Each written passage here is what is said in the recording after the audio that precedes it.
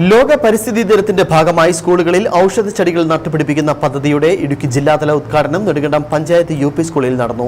M മണി MLA. പരിപാടി ഉദ്ഘാടനം ചെയ്തു.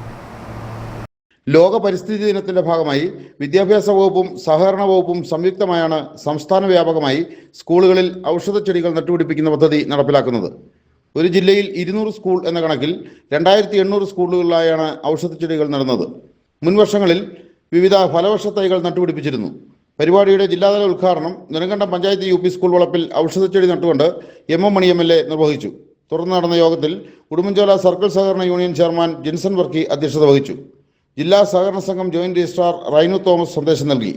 Jose Palathinal, T M. John, M J. Vavachan, T K. Shaji, Indu Sudhakaran, Dhanesh Kumar, Dibu Prabhakaran, Moncy Jacob തുടങ്ങിയവർ പ്രസംഗിച്ചു. News bureau, Nedumkandam.